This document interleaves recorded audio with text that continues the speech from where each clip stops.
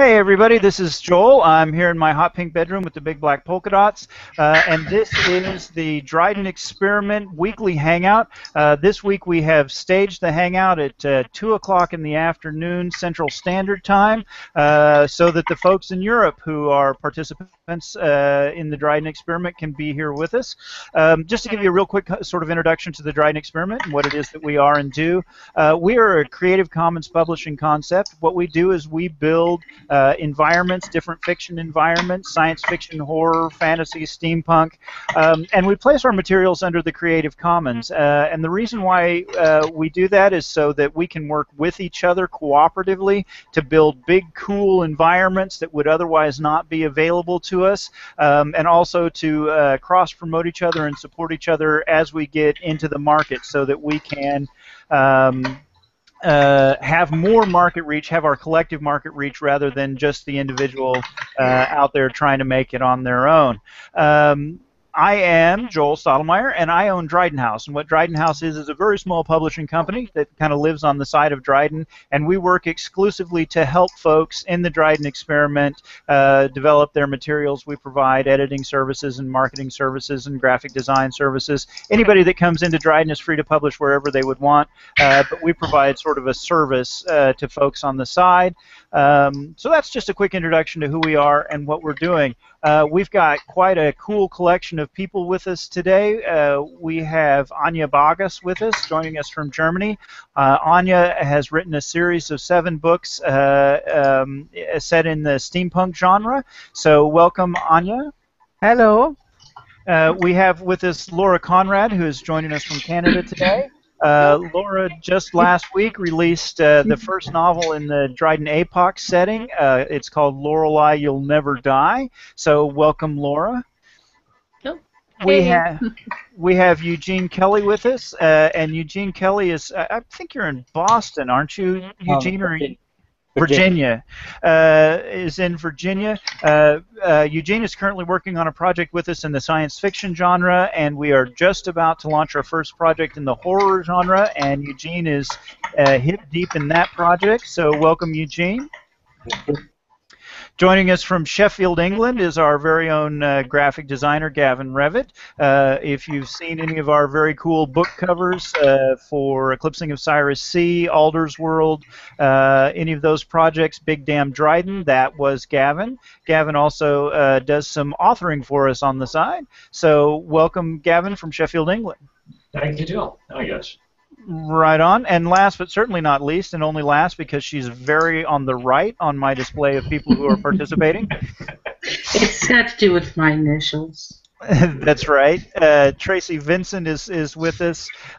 Tracy is an editor with Dryden House and also is participating in the Rise of the European project as an author. So she's deep into it today. Hi, everybody. Hello. Hi. Awesome. Wonderful to have everybody. Well, we have one more author from Germany, Mikey Vessa, who may be joining us. She's wrestling with the internet at the moment. We wish her all the best with that. And so I'm actually going to kind of put off talking about steampunk for a little while on hopes that Mikey will join us.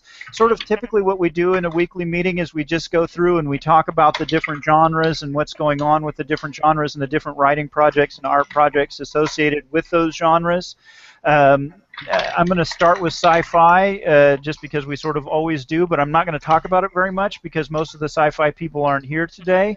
The 3 projects that we've got coming in sci-fi that are very close, Rise of the European, which is a series of short stories set in the year 2600 that have to do with the life form that is the intelligence on the underside of Europa, is had enough of humans and throws them off the planet.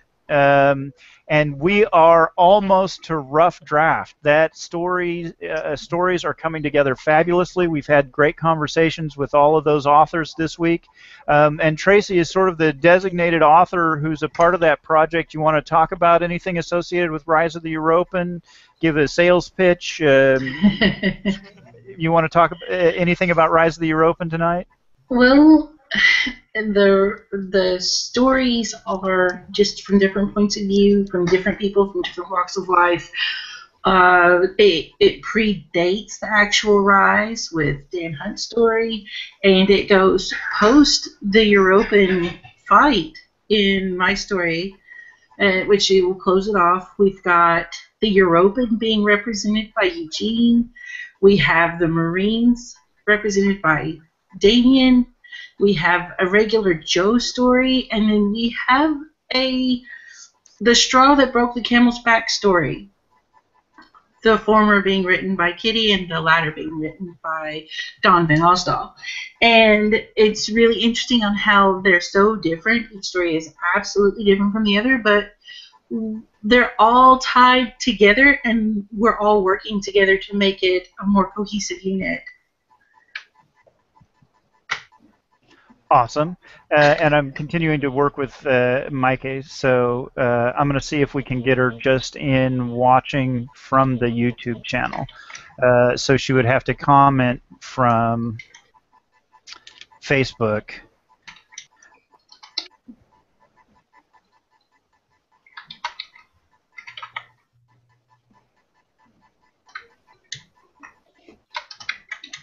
Let's see if she can watch. We're having trouble getting her actually into the Hangout. So yes, Rise of the European is a fabulous story. The really wonderful sort of thing that's happened is we started with 6 independent short story authors, and we are now. Oh, Eugene, I said that Tracy was the designated author, and there you sit right there. You should have stepped right up and said, "Dude."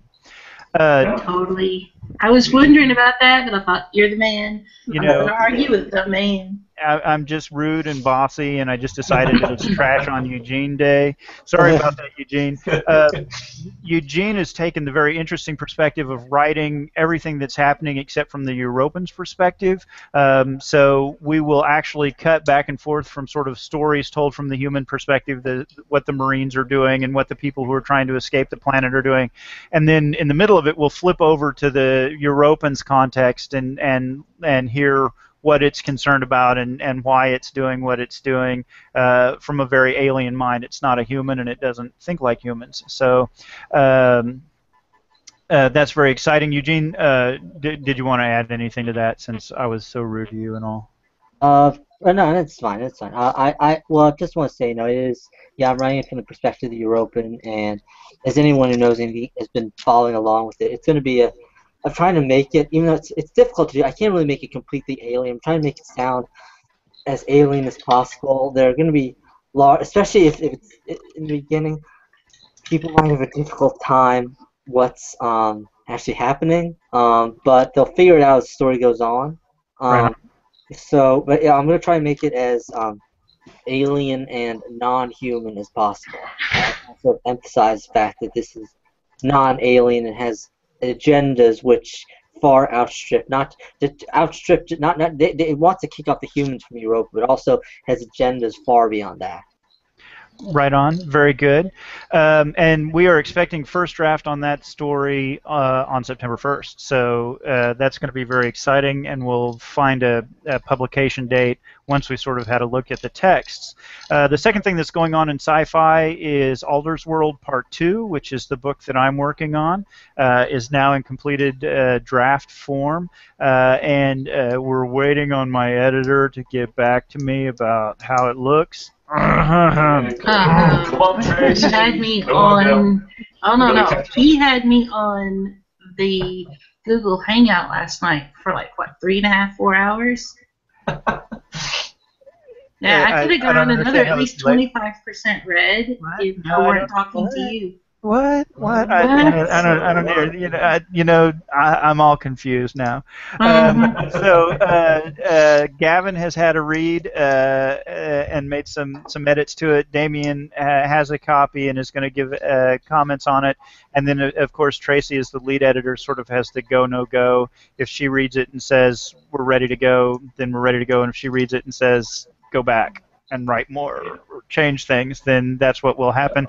So thanks to you, Gavin, for that read and your comments. Yeah, no, it was a brilliant read. I really enjoyed it. I took myself off for a coffee and just sat myself down. I had about an hour and a half doing that, and then I had a bout of insomnia the other morning and just read it in the wee small hours somewhere between 3:30 and 5 in the morning and finished it. Wonderful, wonderful, and thank. It is a soul-destroying one, that one. Man. Hold on. And thank you, Tracy, for your work. And then the third project that's coming up quickly is that Big Damn Dryden, which is the role-playing game set in the science fiction universe, is ready to go. It is proofread and formatted with little text box with drop shadows on them, and the back cover is done. Gavin did the cover work on it. Looks really, really fabulous. And what we've decided to do is launch a Kickstarter, not because we need funding, but just to take pre-orders. And in association with that, we'll be releasing 100 pre-release versions that are not really the full game. You can't do character creation in that version, but it will otherwise be complete and will come with a full play-testable scenario. So if you know people who like to roleplay or who might like to roleplay or whose arms you might twist until they took a copy, we will have 100 copies of that available. We've set up, or will set up, a coupon on Smashwords, and everybody who requests one will get a coupon so they can go download it through Smashwords. And then you'll also be able to pre-order the electronic or print version off of the Kickstarter. And the kind of cool thing is that it's a guaranteed successful Kickstarter because we requested $1 in total donations. So we'll be able to tell everybody that we launched a successful Kickstarter, which is the second time Dryden will have done that. If anybody pre-orders, and if it comes down to it, I'll order a copy. So anyway, that's coming up. Big Damn Dryden. We had an hour-long conversation last night that apparently kept Tracy from doing other things. 1 hour. Okay. The conversation about Big Damn Dryden and psychic abilities went on for an hour. That was talking about the first expansion set of rules, and the first expansion set of rules will be about psychic abilities and the weird organizations out there in a science fiction universe that would be advocating for the use of psychic powers, and they were some pretty weird folks. So that was a lot of fun. Then, and suddenly Anya was gone again. Oh, we miss you, Anya. All right, but let's go on to the second genre. We had something very exciting happen last week, and we got kind of a celebrity in our midst, and so we all want to stop and celebrate for a minute. And suddenly your name was just gone. That's pathetic. Laura, Laura, why don't you tell us what happened last week and all of the excitement and all of that kind of stuff? Well, it was a week today that Lorelei You'll Never Die was released, and today was actually when it was available on Amazon Canada, and that was really exciting for me. And we actually bought 10 copies a few hours ago, so there's a big order coming. Awesome. Fabulous. That's really exciting. That book represents Laura's first full-length novel, and also the first project that Tracy took over the editing for Big Damn Dryden. So that's a really exciting project. You mean Dryden House? Dryden House. Yes, I'm sorry. We're still working with Anya and Mike. Well, her system seems to be okay. We're just not getting her logged in correctly.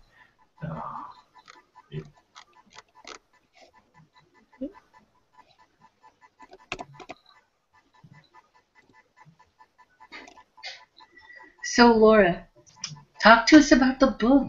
Yeah, This is your moment to sell the book. Sell it. All Sell right. it, girlfriend. Well, it's a post-apocalyptic story that takes place in an unnamed country, unnamed place, and it follows the main character, Lorelei, as she travels generally westward. That's where her goal is, and she meets a lot of interesting people along the way that are nice and not so nice, and it's not really a story about rebuilding the broken world. It's more about how she as a character survives. And there's also stories mixed in that follow other people, and it just kind of paints a whole picture of what the world becomes after the world ends. It's really wonderful. I don't think I would have ever in my previous life imagined that someday I'd be talking about post-apocalypse fiction as a good venue for feminist writing, but that character Lorelei has a wonderful accidental hero quality about her.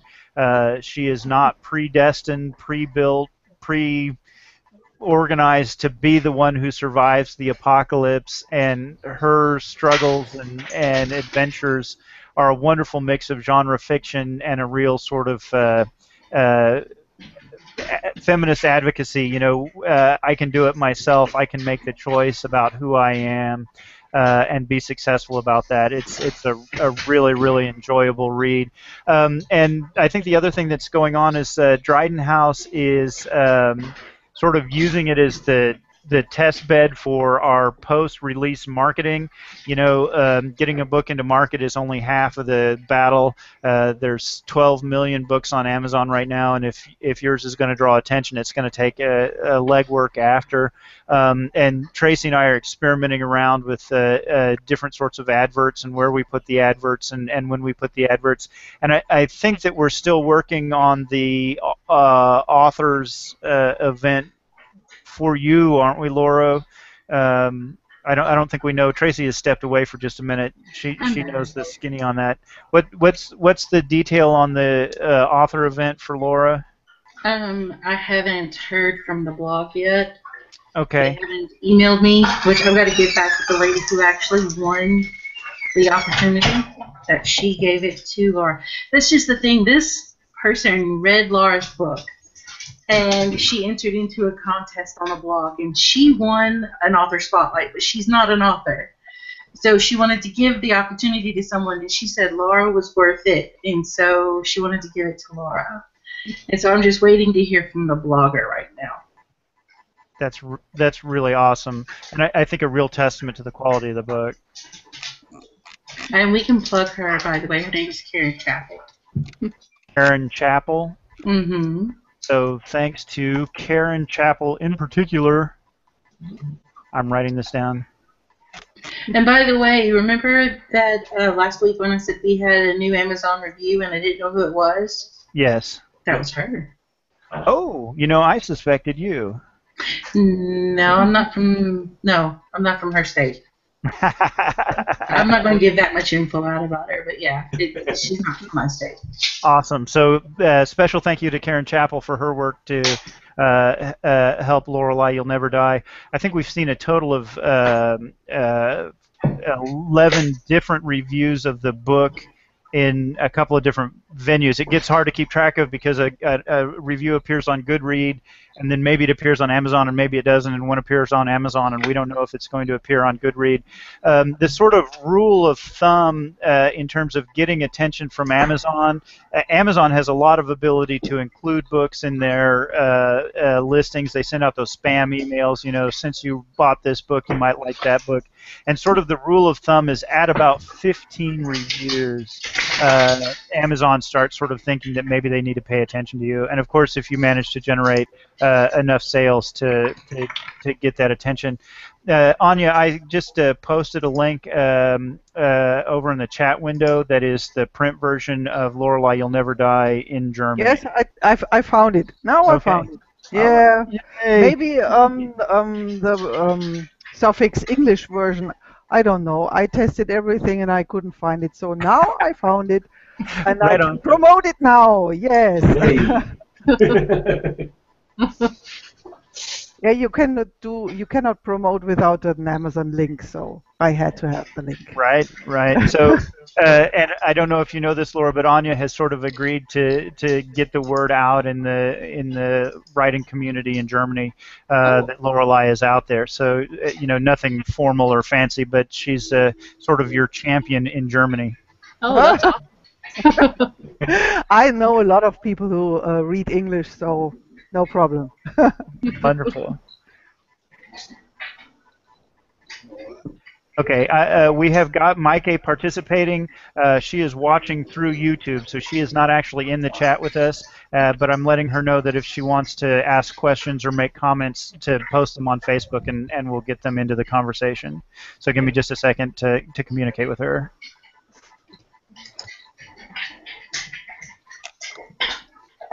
So, hi, Maike. We're glad you're with us. All right. So Mike is here in spirit. Hey. So Lorelei, You'll Never Die is very exciting. We're going to stay behind that book for a while and continue to sort of promote and market it and try to hit that threshold where it begins to be sort of self-promoting through word of mouth and through Amazon's spamming that they do. So it's a little bit of work to get there. I also want to mention that that book is available everywhere. If you have Kobo, if you have iBook, if you have Mikey says hi everybody. Okay. Barnes and Noble. Barnes and Noble has got it. That's right. Am I missing other venues that you might want to look for the book on? Amazon, Smashwords, Kobo, iBooks, and Barnes and Noble. And Smashwords lists of where else those books show up is extremely extensive. And I think that what they're telling us is that it's in the Bacher catalog. Bacher's books in print. In general, if you go into a bookstore and you say, I want book X, they can find it through Bacher's books in print and get you a copy of it. So at this point, pretty much anywhere that sells books, we wouldn't expect it to be on the shelf, obviously, but it should be. So if you're talking to people about it and they're like, well, where do I go to get it? Go anywhere and ask them to look it up. Certainly, if you need ISBNs for it or contact information for it, Tracy or I both would be able to get that information to you. So, Lorelei, You'll Never Die by Laura Conrad. It's out there in Germany in print. So fabulous. It's in Canada in print. I went a couple of days ago just through Amazon Mexico, Amazon Japan, Amazon Australia, and at that point it was available in e-version everywhere, so it should now be available in print version everywhere.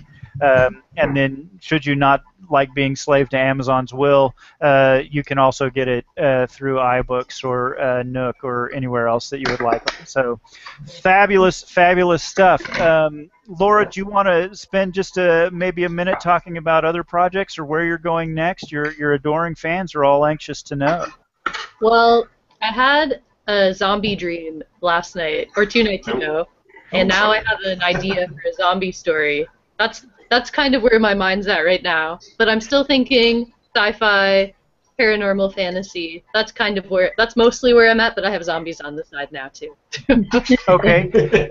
Well, I'm gonna use that as a segue then into talking about Dryden Nightmares, because maybe what you're being told is that you should be involved in the Dryden Nightmares project, being as it's zombies and all.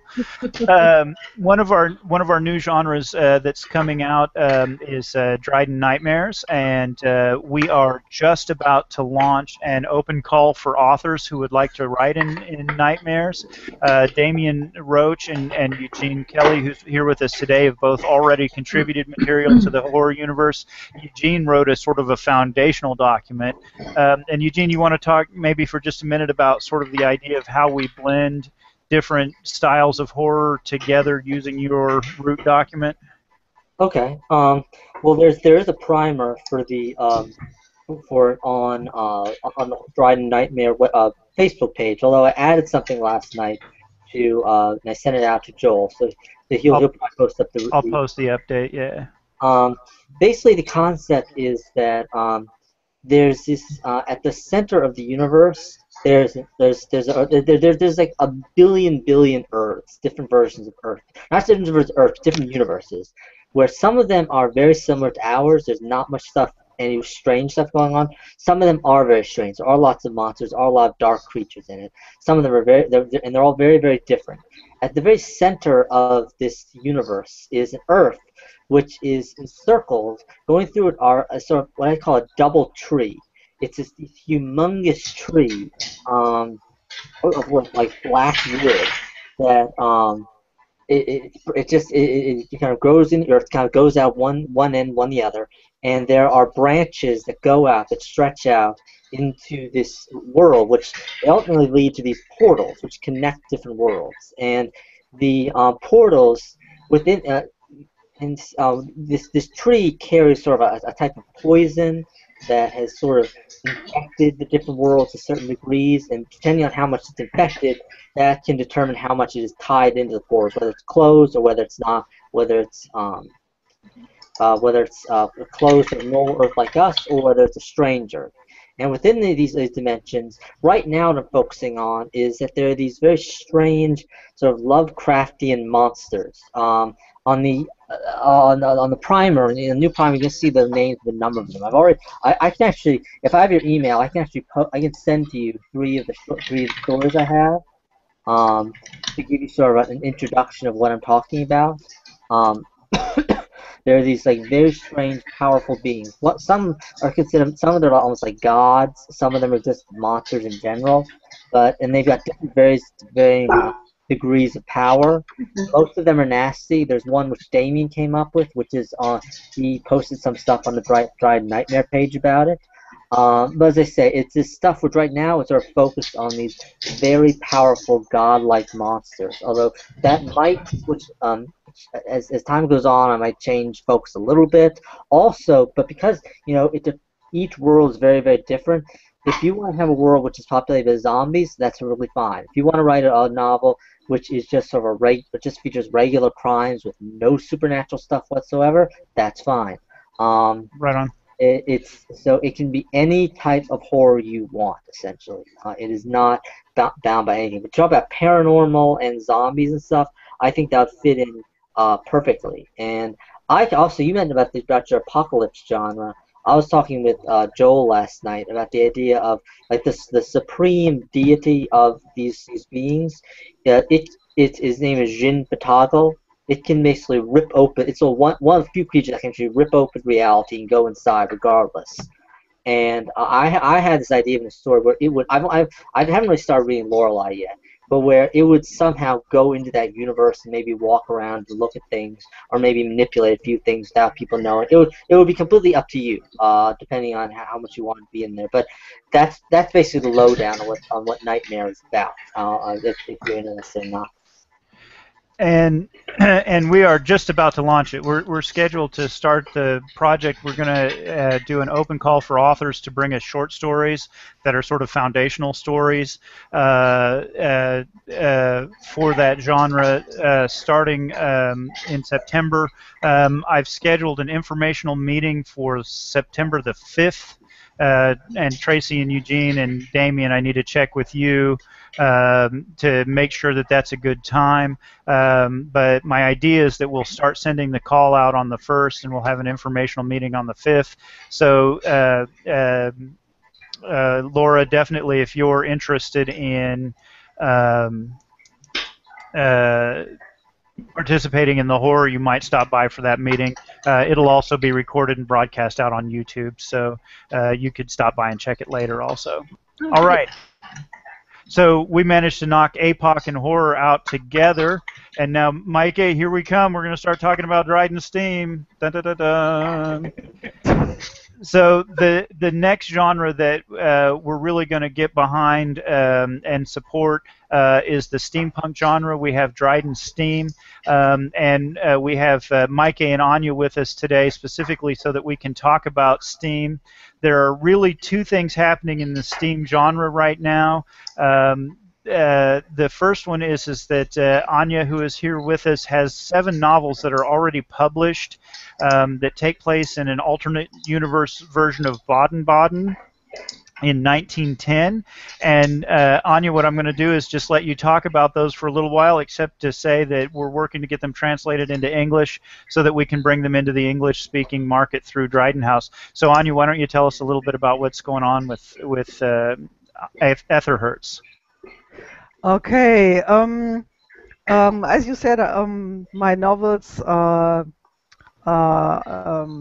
oh my God, my English is so bad today.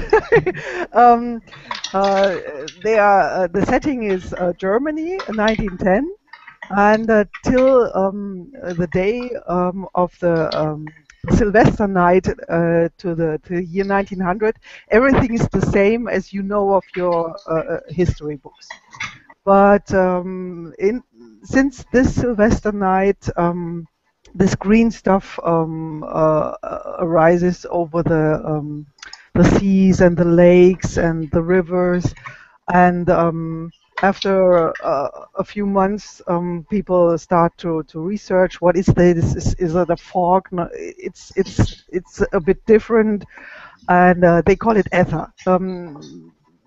They experiment and they find that it has energy, and you can use it to fuel airships, and to have new technologies. And okay, so now we have 1910, and we have also learned that this ether stuff, this green fog, smog, whatever, does things to the world.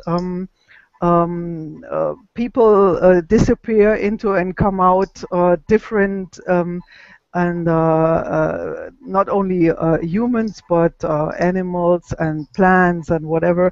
The world changes, and the changed ones they call tainted, because the church says only the sinners can be be converted by the ether, and because of their sins they change to like werewolves. Not werewolves because they never change back. Once changed, you stay changed. So they are called Mannwölfe, man-wolves, or something like that, and they change to creatures out of myth and legend, because every region has its specific legends, like in German the fairy tales, Schneewittchen or Rumpelstilzchen or something like that, and that comes, these creatures awake again. People take the role of these creatures, or the creatures itself awake. This evolves over the course of my books. The first book deals with Annabelle Rosenherz. She is a young woman, and she's tainted. She has a green hand, and what happens to her? Because what does society? We have the Kaiserreich, we have the Prussians, we have law and order, and what does society do if these creatures come? If your neighbor is changed into a man wolf or something like that, you don't understand it, you don't want that. So what happens? What does civilization do with these creatures? And my books deal with that. So. And I think that we're all really, really excited to get into the translations of those books. We find out eventually a lot of very interesting things about the nature of the universe itself that Heather has to tell us. So Anya says that you are the hardworking bee.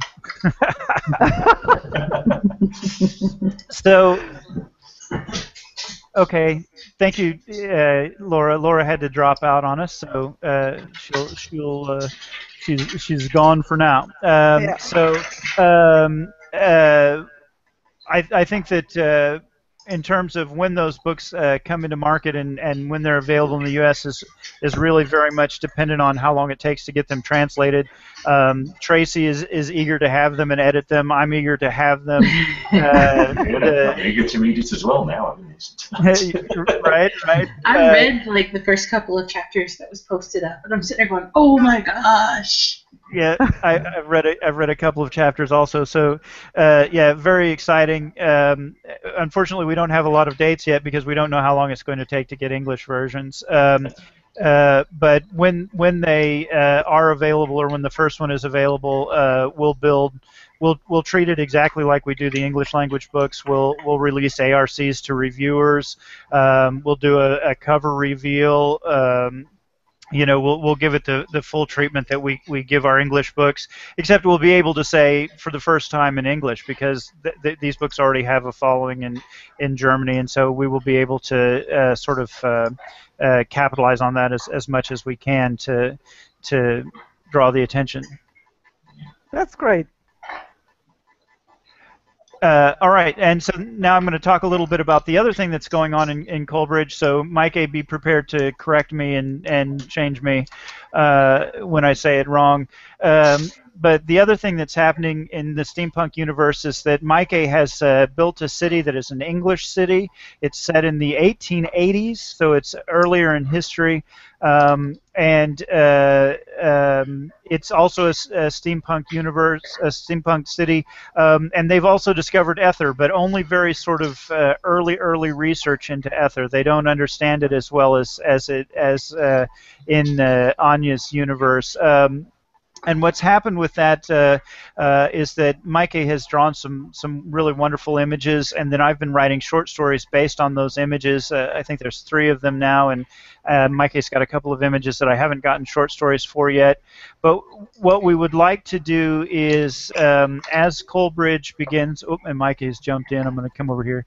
I like the idea to combine thriller, crime, psychopathic characters, whodunit. Maybe you can work with this. Yes, I would love to work with that.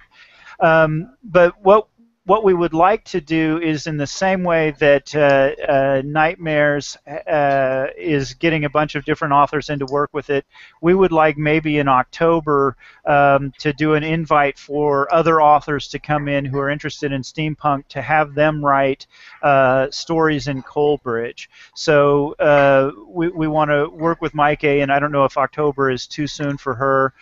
We might move it to a different time. But we would like to, by sometime in 2016, release a book of short stories that are all set in Coalbridge. And we'd like to integrate it with some of Mike's art. We usually don't include art in our books, but Mike's art is really fantastic. And if Mike has the time and the ability to build Emperor's Area, Kaiserreich. Okay. Thank you, Mike. She's helping me learn German. As we go forward, we would like to sort of blend Mike's images with art or with stories by me and by other authors, and in 2016 release a book that is actually in color with the color images by Mike and the short stories written by the other authors. If the timing is good to start working on that project in October, we might start it as early as October, but if that time is not good for Mike, then we'll move it to wherever is good for her to get that project started. So, Mike, did you hear all of that? Did you have comments, feedback? I'm watching on Facebook for your comments. Let's give her a second. She may be on a slight time delay, depending on how long it takes Facebook to actually post it. And now it's all very quiet. Well,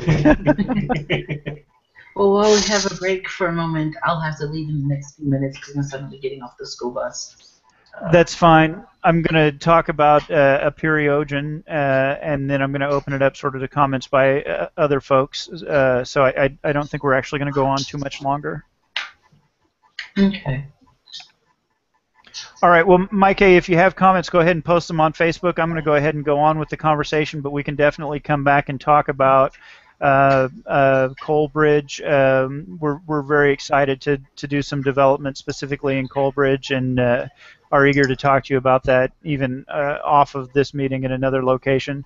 She sent me a winky. I think we're good. Either that or she's flirting with me. Don't flirt with me in front of everybody.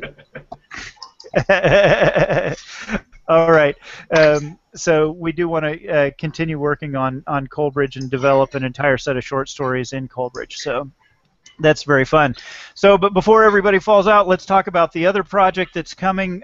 We've talked for a long time about fantasy. Fantasy is huge. It has a tremendous following, from Dungeons and Dragons to Lords of the Rings to everybody. It seems like everybody, World of Warcraft, fantasy is a huge environment. Okay, Mikey says that we've got everything right, so very good. So we'll talk maybe about an October date to start working on Coalbridge and a series of short stories blended with Mikey's art in Coalbridge. Oh, and she said some more. We got a thumbs up. All right, we're good to go. we've wanted to start a fantasy universe, and we've been very interested in starting a fantasy universe, but it's a big project, and so we've kind of been holding off because we know it's going to be huge. Nicholas Mall, who wrote Big Damn Dryden, the role-playing game, and who owns Owlman Press, wrote me either a week or 2 weeks ago, and he said, okay, I have this idea for a fantasy role-playing game in Dryden. And off we went. So there we go. It's called a periogen, and an periogen, or maybe a periogon, maybe is the correct way to say it, is a polygon with an infinite number of sides. Nicholas's idea for how we integrate the need for flexible role-playing. Well, you're very welcome, Mike A. Thank you. We're very happy to be working with you and are really excited to talk some more. So, we made her blush. Okay, so really the flirting is just shameless. There's no modesty whatsoever.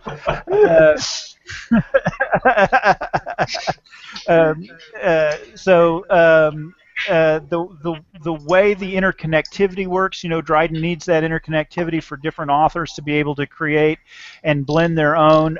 Is that the universe in the fantasy universe is this giant polygon. And what can happen is you go down into a dungeon, and if you're not careful and you don't come back out the same way you went in, you will find end of October would be cool. Okay, so for the record, we are going to work on starting the project with Mike A. in Coalbridge at the end of October.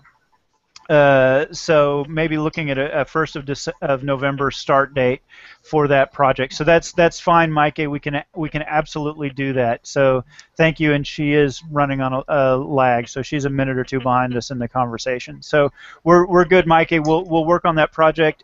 Tracy and I will work with you on getting that launched at the end of October, the beginning of November. So awesome. So coming back to a periogen, if you're not careful and don't go back out of the caves through the same entrance that you came in, you may come out in a different plane of existence. And the idea there is that fantasy authors who want their own races and want their own creatures and want their own history are able to do that, and then also we are able to integrate those multiple dimensions through I'm still flirting with Mike A on the side, you guys. Sorry, but pay no attention to the little smile over here. That's not for the rest of you. That's for Mike A. Anyway, I'm a bad boy.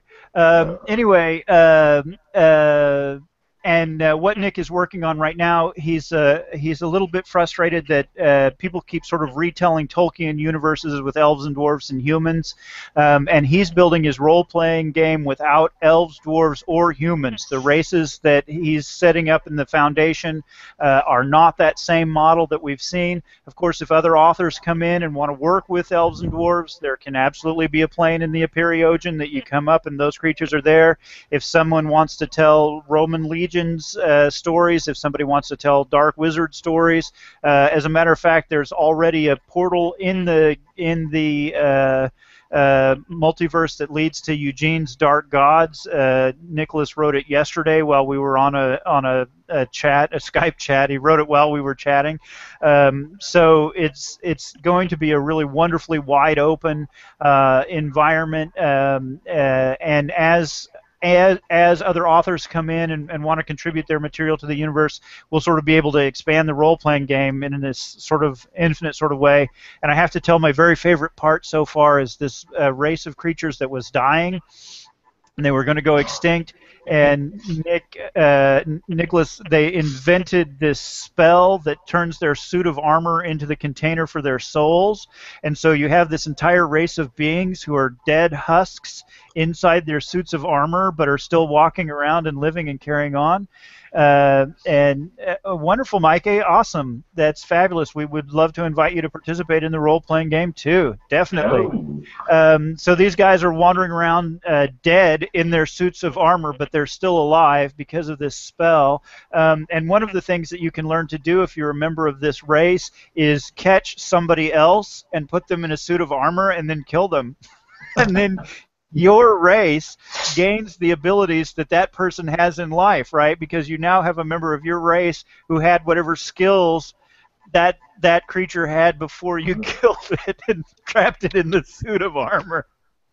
I just love it. It's terrible. That's just like the meanest thing in the whole world. I really like what you do, so put this on, and then I'm going to kill you. So it's a lot of fun. We don't have any dates. We don't have any fan fiction for it yet. We don't know. We don't know where we're going to go. There's sort of an assumption that we'll launch a short story collection like Rise of the Europan and the Introduction to the Nightmares. Maybe we'll do that at the 1st of September if we're going to start working with Mikey at the 1st of October. But it's it's really exciting, and I don't know how many of you have had exposure to Nicholas yet, and the just fantastic imagination that he's got and the wonderful things that he does. But it is really exciting place to be hanging out, and what I see right now is Gavin Revitt figuring out how to draw a guy who's a dead corpse inside of a suit of armor.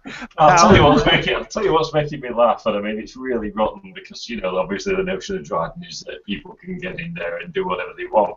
But I've just got this kind of Terry Pratchett kind of a thing going on the back of the head now, where because he's wanting to sort of make this exclusive away from goblins and orcs, that you've just got these creatures that are going around willfully slamming portal doors on all these creatures so they can't come in.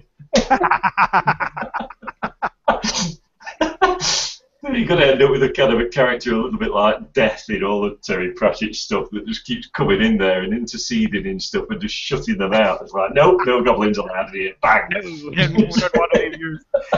Well, there was a role-playing game that used to show up in Dragon magazine back in the 80s that was no and then a bunch of explicit characters so you couldn't see what the word was, elves. And this was the whole premise of the universe, is it's possible to role-play without elves. I never played it. It was just a niche game, but we will be expanding into a periogen as we go forward. And that's all. That's all that's really not a busy week, I guess. But what I want to do now is just kind of open it up, especially for Anya and Mike and Gavin, who are not normally on the weekly meetings and don't get to sort of hang and chat with folks. At this point, Eugene and I are the only two from the sort of regular crowd who are here.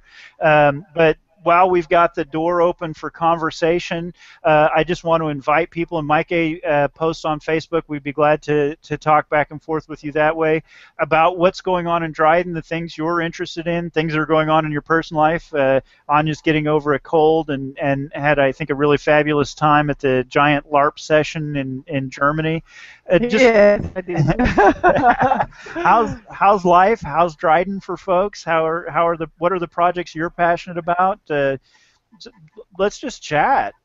Yeah. Well, I was just telling you before we actually started just now, Joe, that I was working on a piece of art based on the capital, which kind of really only came to my attention as a result of doing the solar system. So I'm kind of zooming in on one of my own maps that I did in that respect. But yeah, give us a little bit of time, a few more days to be able to get back to that, and I'll put a new piece of art ready to throw out.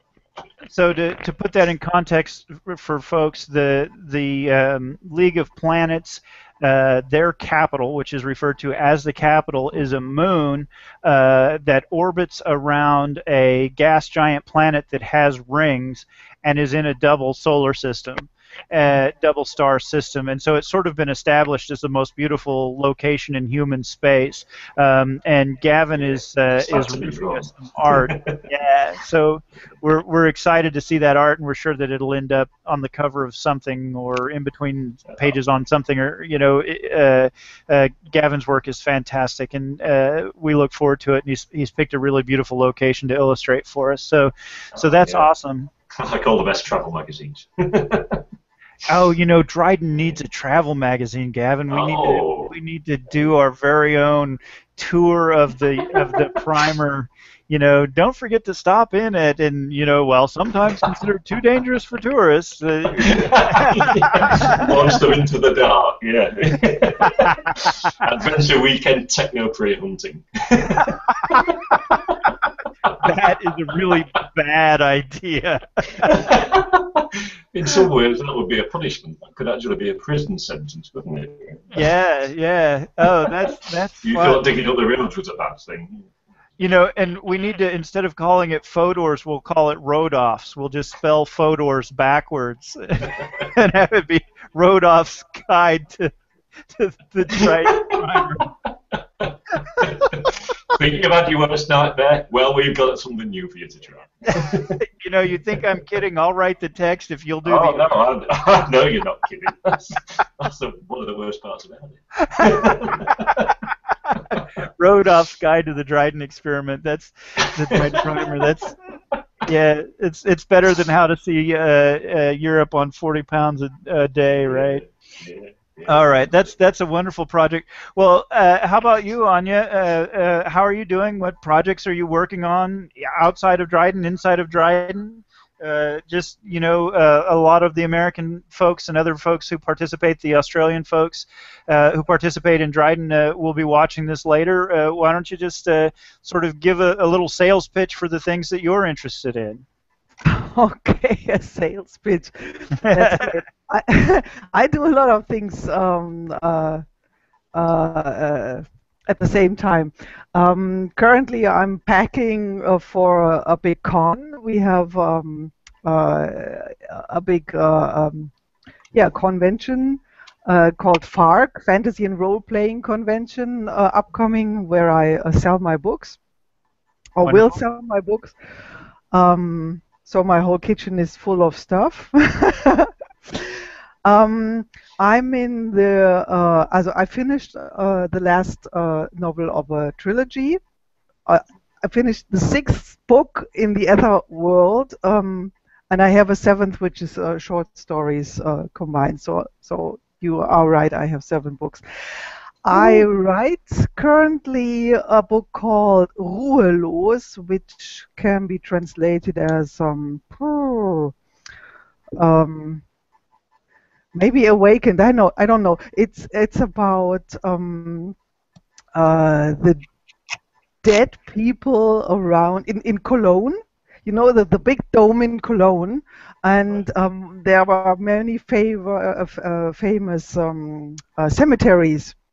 And the old bones in the cemeteries, they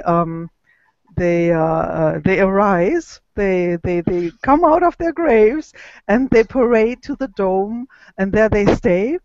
And the gargoyles flow around them. They protect them, and at night they cry. They arise and cry and cry and cry, and nobody knows why. And yes, it's a novel about these things and why do they do that. It's a short novel. It's not long. No, I do books about 400 pages, so short is like 200 pages for me. Right. Yeah. And next year we'll write superheroes. I really love superheroes, and we want to do a Marvel-like superhero thing. We are 5 women authors, and we all have our own superhero, but we want a shared world, and so they can come together like Arrow and Flash, something like that. But in Germany, it will be a comic Germany, if you know what I mean. Mm-hmm. Like everyone knows that Gotham City is New York, so we will do something like that. And I will love to write pulp. It's a new experience, and I'm very much looking forward to that. And meanwhile, I will translate Ether Hertz with a lot of help. Into an English version. Wonderful, wonderful. Dryden has never talked about superheroes before, but we would like to talk to you about that project as you go forward. I don't know if we would like to start a superhero genre, but there's no reason why we wouldn't. So if you'd be interested in working with us on that project, we'd be interested to talk to you about it, at least have a conversation about it. So Yeah. The superhero project is with a publishing house, so I don't know if I can share it under Right, common right. license. Okay. But the experience about world building, what's important for a superhero world, you have to have really badass baddies Mhm, and mhm. stuff like that. So the mechanics of a superhero world, I will learn about that. So.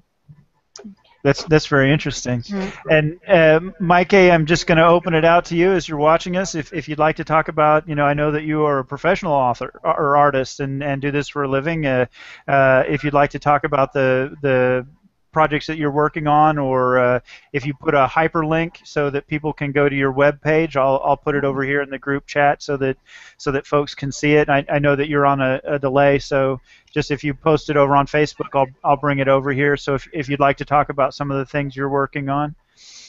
And Eugene had this interesting experience that I think was exciting at talking about cons. Eugene was at a science fiction convention. Was it last week, Eugene? But it wasn't a science fiction. I was just what it was. I was visiting my parents, and I was actually at a church. And they were talking about a science fiction convention called Doxicon, and the priest there, who he actually he didn't. I don't know if he knows much about it, but he'd actually heard of the Dryden experiment before. I don't know how much he knows about it, but he'd heard of it. So that was just an interesting thing that Dryden, the name of Dryden, is getting out there. Awesome. And Mike has come back. She wrote calmless. I'm not sure what that means, Mikey.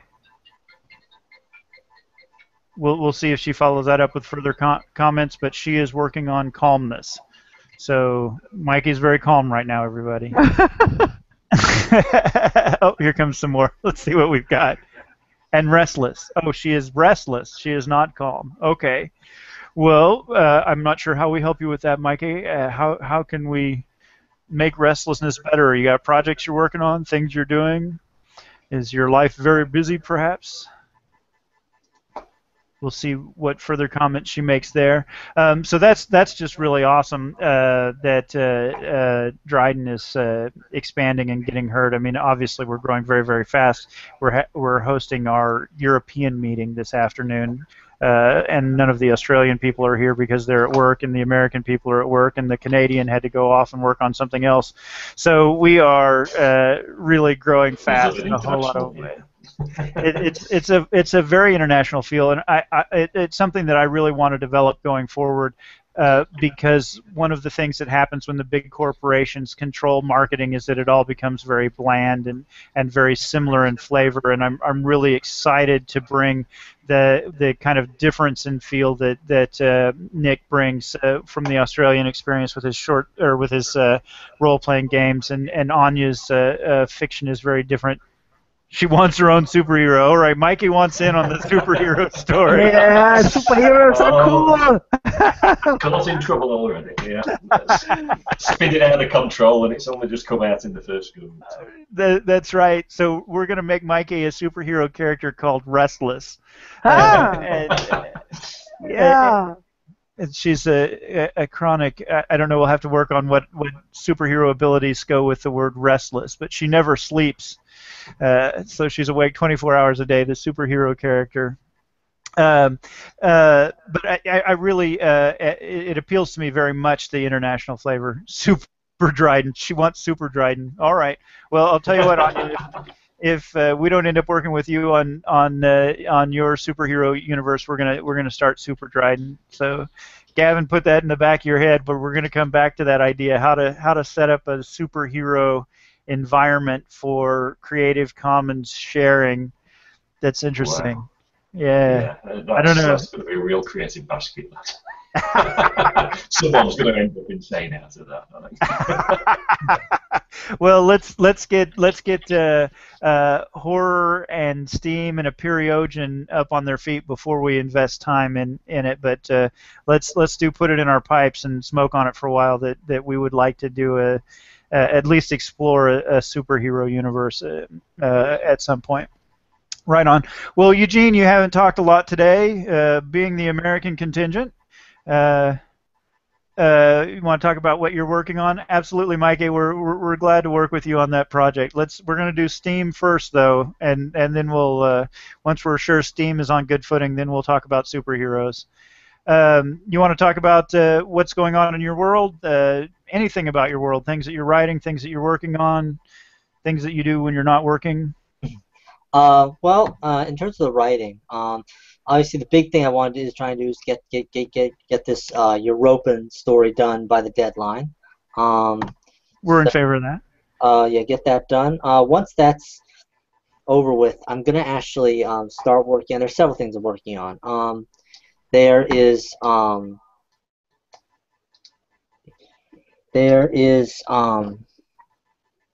let's see. Oh yeah, there's a sequel to the Rise of Europe, and I'm actually working on. And the sequel, I mean, I don't know exactly what I haven't really gotten into the details of the plot, but it deals with how the European expands.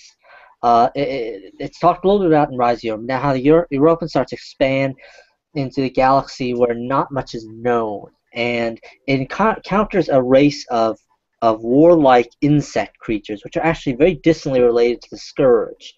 They're kind of a social insect creatures, and they are at least parts of their society are basically going on a migration. Because again, this is intelligent life form, but I want to sort of weave in the idea of sort of natural processes. The idea that this one ant group came along and kicked them out, so they've got to go. They basically have to migrate, sort of like how some ants in the Amazon go go traveling, and so they run into the European, and it's going to be complicated to a certain extent. I mean, there's going to be different characters. Tracy's character Sadie, I think, is going to be woven in. She's going to be the closest thing to a human being in this entire thing, because it's going to basically be aliens versus aliens, and it's not going to be.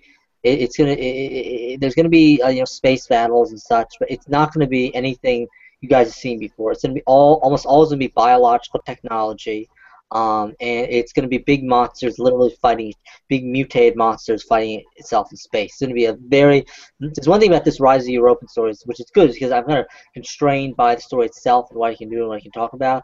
This sequel is not going to be constrained at all. It's literally going to be, because the European is going to be kind of, at least initially, on almost a crusade to conquer portions of the galaxy.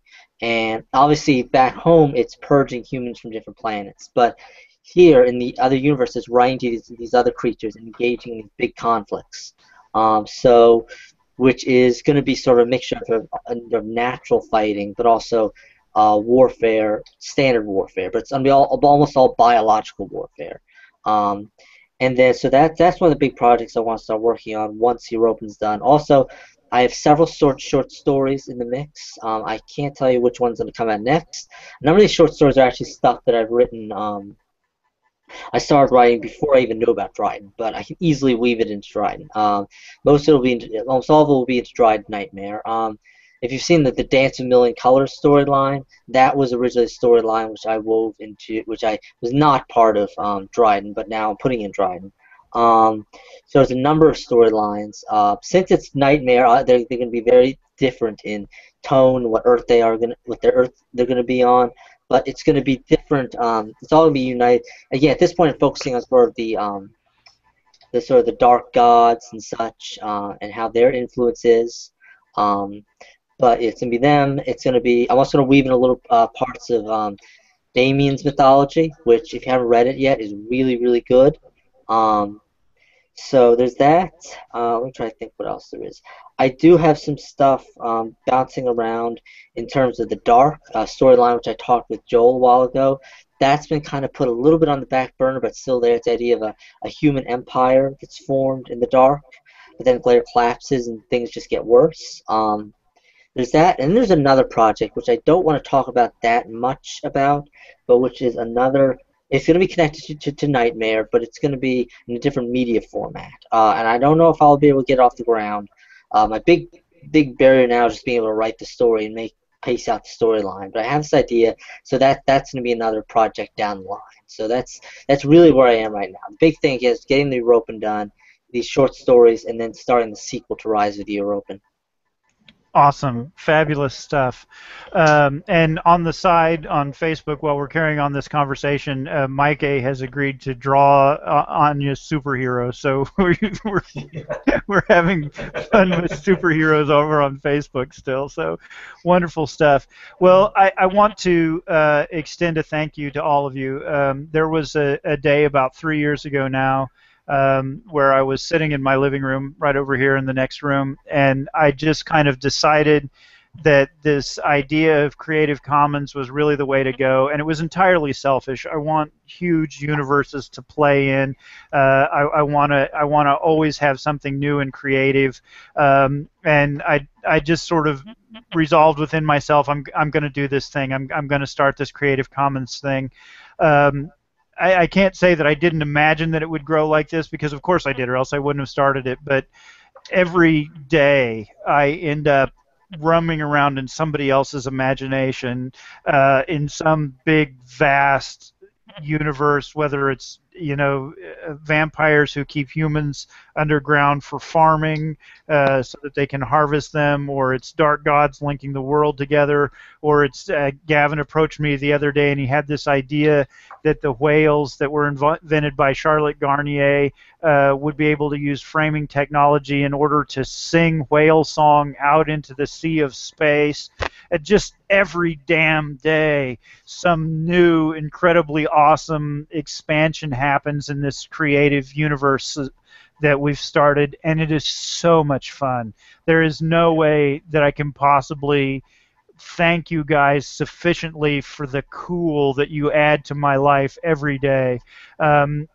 And I want to make sure that everybody, whether you're here on the meeting today or somebody who's watching the videos, knows that whatever it is that you're working on, whatever it is that you're interested in, I will help you, whether it comes directly back to Dryden House or not, because I love you guys. I love working with you guys. It's great fun. I have palpable fun every day. I have mounds of fun this big that come into my life every day, and I want to make sure that I'm returning it to you in terms of emotional support, moral support for your project, whatever marketing we can bring to bear to help your project develop, editing help, whatever it is that's going on. I believe in all of you. I believe in what you're doing. I love what you're doing, and you enrich me so much that in anything I can do to return that favor, don't hesitate to ask. Mike, I'm sorry, Anya. I'm really happy that you're sort of taking Laura under wing in the German market, and if there's anything I can do to make that successful, please let me know. Yeah. I think it's fabulous that you're willing to do that. And I'm very appreciative. So just to everybody, please, I have set myself up in a position to be helpful and useful to as many people as possible in a day. I tell people that I gave myself the job of saying yes to everybody that comes by, and it's great. I love doing it. So please don't be afraid to approach me, to talk to me. My email is drydenexperiment@yahoo. That's DRYDENEXPERIMENT @yahoo. And then, of course, I'm infinitely pingable at Facebook. Let me help you with whatever you're working on. Hit me up for that favor. Ask for that bonus round, whatever. I love this work, and I love to do it. So I think that unless someone protests loudly, I'm going to call this meeting to an end. Folks are welcome to stick around and chat, but I'm going to turn the broadcast off. So going once. Last comments? Going twice? Thank you for your words. Yeah. Thank you, Anya. It's just so exciting. I can't wait to read Aether Hertz. I'm very excited to see more. It's a wonderful, exciting environment. So, all right, everybody. This is Joel. This is my hot pink bedroom with the big black polka dots, and this is the end of the weekly update for the Dryden experiment on 8/27. Wait a minute. Mikey wants to say something. Oh, she gave us a big smiley face. We have been Hey. successful. All right. Yay. We can overcome anything. All right. Yes, we can. Thank you, everybody. It's been a lovely chat. Thank you. Cheers.